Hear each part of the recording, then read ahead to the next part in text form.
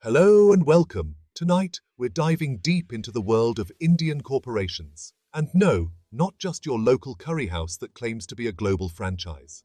We're talking about massive, multinational conglomerates that are quietly running the world while you're busy trying to figure out how many different ways you can order butter chicken. India, with its billion-strong population and booming economy, has birthed some absolute behemoths of companies.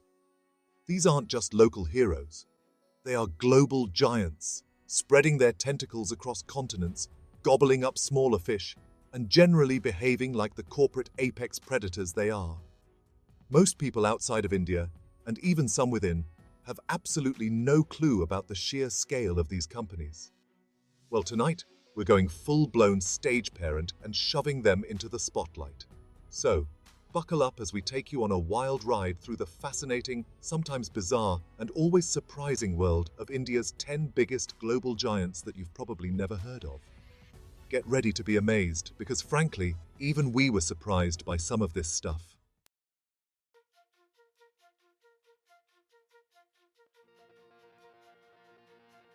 First up, we have a company so diverse, it makes Amazon look like a mom-and-pop shop. This is the Tata Group, and let's just say they've dabbled in a few things since starting in 1868. We're talking everything from salt, yes, the stuff you sprinkle on your food, to software, cars, steel, and even bloody tea. You name it, they've probably got a finger in that pie. The Tata Group's story is a classic tale of Indian entrepreneurship, starting with Jamsetji Tata, a visionary who decided to, just casually build India's first steel mill. And it didn't stop there. They went on to establish the country's first power generation company, its largest private sector bank, and even bloody airlines. Now, you don't just stumble into being one of the world's most valuable brands by accident. Tata's global expansion has been nothing short of remarkable.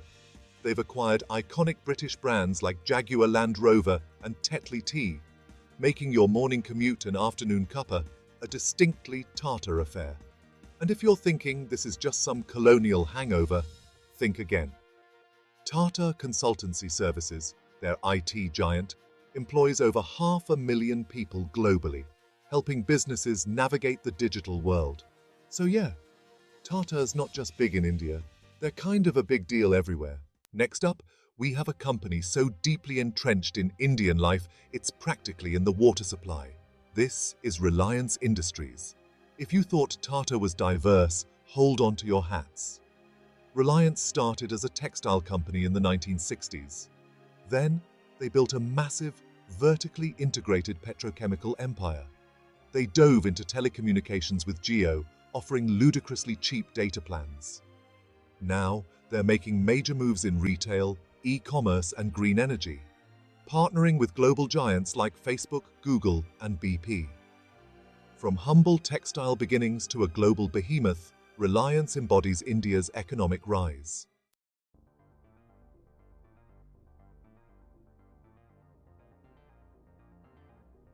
Alright, next up is Infosys. Now, if you're picturing a company that sprung fully formed from the brow of Zeus, clutching a server rack and a fistful of rupees, well, that's not entirely accurate. Although given their global reach now, it wouldn't be the most outlandish origin story. Infosys started small, like really small. We're talking 7 blokes, a shared apartment, and a dream. A dream, I might add, that involved navigating the Wild West of early computer technology in 1981. It was the era of disco, questionable fashion choices, and even more questionable computer interfaces. But these guys, they saw the future. They knew that this whole computer thing wasn't just a fad, it was the future. So, armed with an entrepreneurial spirit and what I can only assume were some truly epic sideburns, they set to work. From those humble beginnings, they rode the wave of the tech boom, becoming a global giant in IT services, consulting, and outsourcing. It's the kind of rags to riches story that would make even the most cynical Silicon Valley venture capitalist shed a single, perfect tear. So, how did they do it? Well, Infosys was one of the first Indian companies to really tap into the global market for IT services.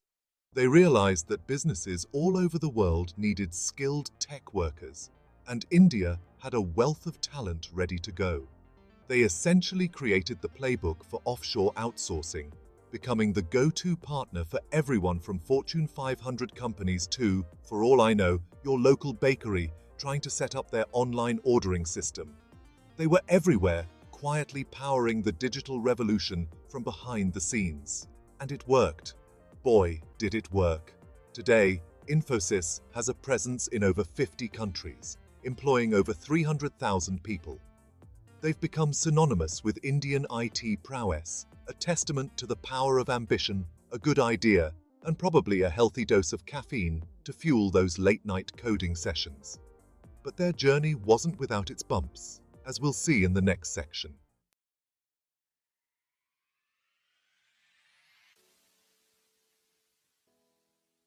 Now, let's shift gears, pun very much intended, and talk about the Mahindra Group.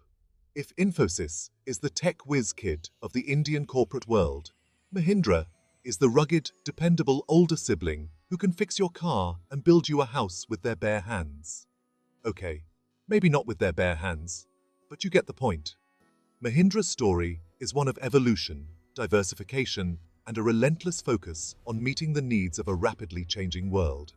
They started back in 1945, in the twilight years of British rule, with a simple mission to assemble Willys Jeeps in India. You know, those iconic boxy vehicles that helped win World War II.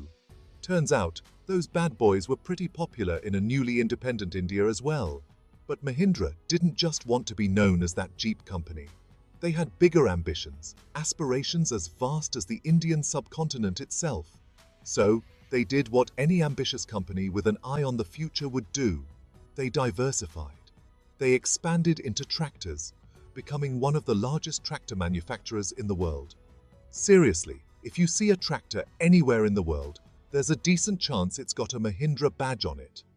Then they moved into utility vehicles, SUVs, and even electric vehicles, because even rugged, dependable older siblings care about the environment, damn it.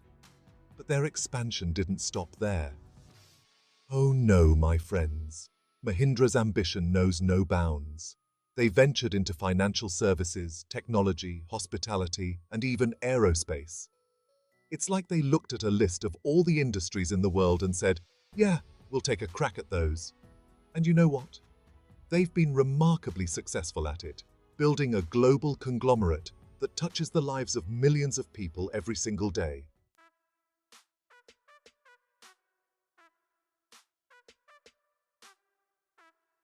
All right, buckle up, because we're about to dive into the fascinating world of vegetable oil. Yes, you heard that right. Before Wipro became synonymous with cutting-edge technology and IT solutions, they were in the business of making cooking oil. And not just any cooking oil, mind you, but sunflower oil, which, as we all know, is the Beyoncé of the cooking oil world. It's versatile, it's healthy, and it makes everything taste better. But as much as we all love a good sunflower oil, Wipro's founder, Azim Premji, had a vision that extended far beyond the culinary world. He saw the potential of the burgeoning IT industry and decided to take a gamble. Now, this wasn't just some casual, I'm feeling lucky kind of gamble. This was more like a, I'm betting the entire future of my company on this kind of gamble. So, in the 1980s, while the rest of the world was busy rocking out to shoulder pads and synth pop, Wipro made a dramatic pivot. They shifted their focus from vegetable oil to software and IT services. It was a bold move. Some might even say a risky move, but it was a move that would pay off handsomely. They started small, offering software solutions to local businesses, but quickly gained a reputation for their technical expertise and customer-centric approach. Word spread faster than a particularly juicy piece of office gossip, and soon Wipro was attracting clients from all over the world. They were like the IT equivalent of a Michelin-starred chef, except instead of whipping up culinary masterpieces, they were cooking up innovative software solutions that were making businesses drool with anticipation. And just like that, Wipro, the former vegetable oil company, was well on its way to becoming a global IT powerhouse. HCL Technologies. You know, the company that makes your printer scream in agony. Just kidding. HCL is one of India's leading IT services companies, quietly taking over the world, one line of code at a time. HCL's story began in the 1970s in a Delhi basement. Within a few decades, HCL transformed into a global IT giant. Today, HCL has a presence in over 50 countries, employing more people than some small countries have citizens. They've got their fingers in everything from cloud computing to cybersecurity, proving they're the Swiss Army knife of the corporate world. HCL's success isn't just about being in the right place at the right time. They've made savvy acquisitions over the years, snapping up companies like Axon and Geometric. These moves have helped HCL expand its reach and capabilities, cementing its position in the global IT landscape. HCL is also recognized for its commitment to sustainability and corporate social responsibility. HCL Technologies, the Indian IT giant quietly powering businesses around the globe.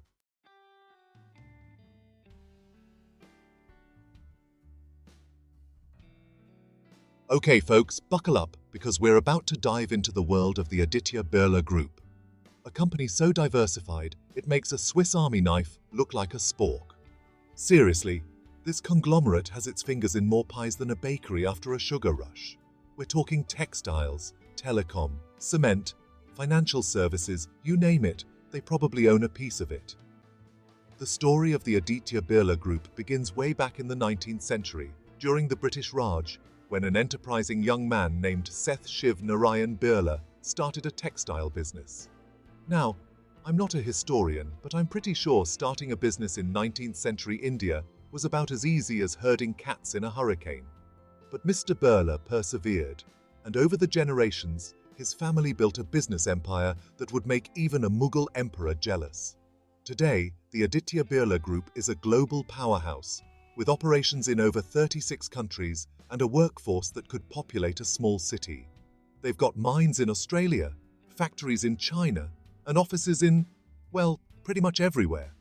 They're like the corporate equivalent of those travel bloggers who are constantly posting pictures of themselves sipping cocktails on beaches you can't afford to visit.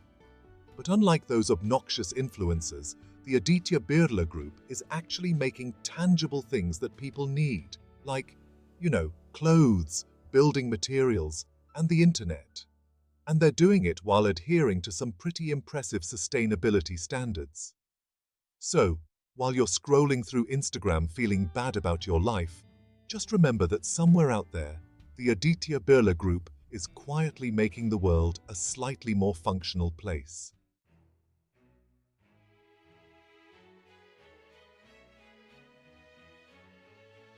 All right, folks, let's talk about Larsen & Toubro, or L&T as they're known to their friends. They've brought countless infrastructure projects to life. L&T is no ordinary construction company. Founded in 1938 by two Danish engineers, L&T started small, just a couple of guys with a dream and a slide rule. They quickly made a name for themselves, building everything from bridges to power plants. Today, L&T is one of India's largest conglomerates, with operations spanning over 30 countries. They've built some of the most iconic structures in India and beyond. L&T's reach extends far beyond just bricks and mortar. They're involved in heavy engineering, defense manufacturing, and technology services. L&T is known for its commitment to quality and innovation. And let's not forget about their commitment to sustainability. So, there you have it, Larsen & Toubro, the Indian engineering giant that's building the future.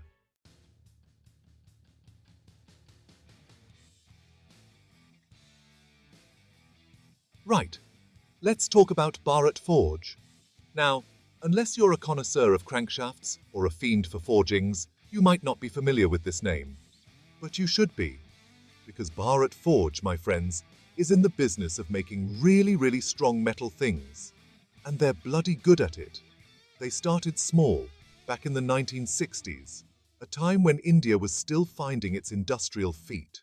But with grit, ambition, and a lot of molten metal, They've become one of the world's largest forging companies, supplying components for cars, trucks, ships, and planes.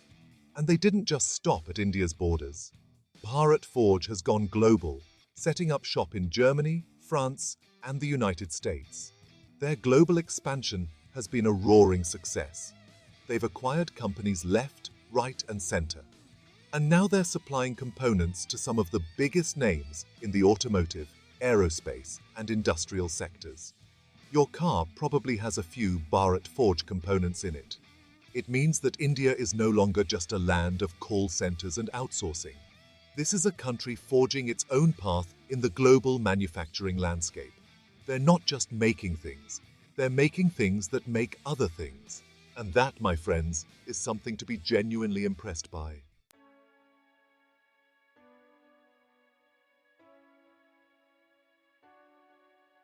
All right, let's move on to something slightly less metallic, shall we?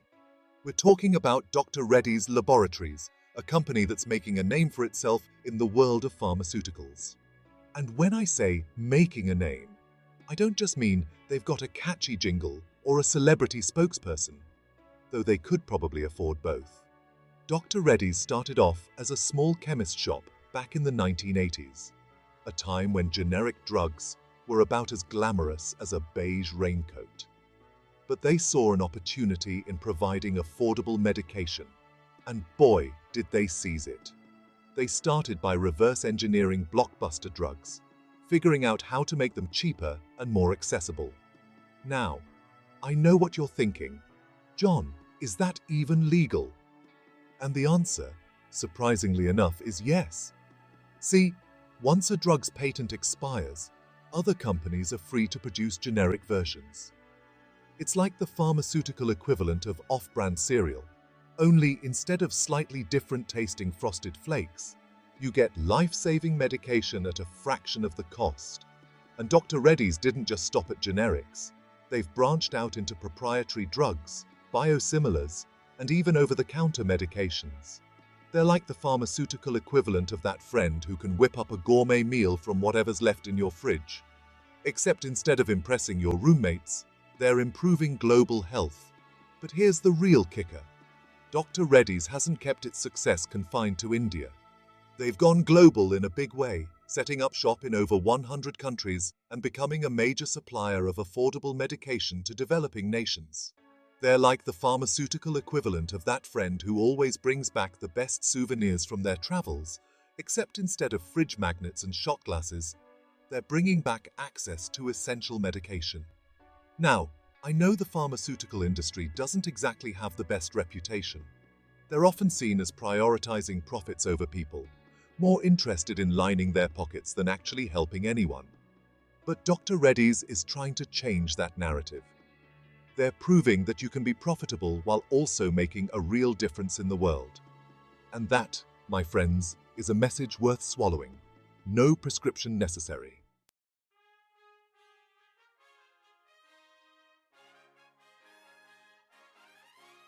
So there you have it, folks. 10 Indian companies you might not have known were global giants, but absolutely should.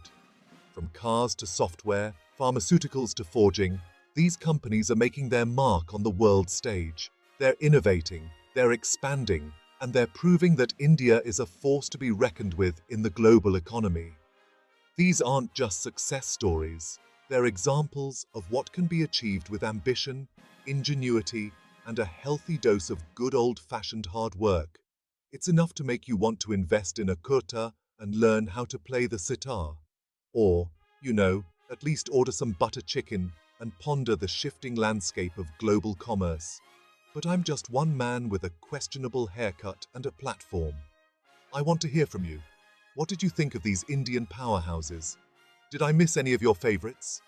Sound off in the comments below. Hit that like button like you're trying to get a discount code, and subscribe for more insightful content. Until next time, folks.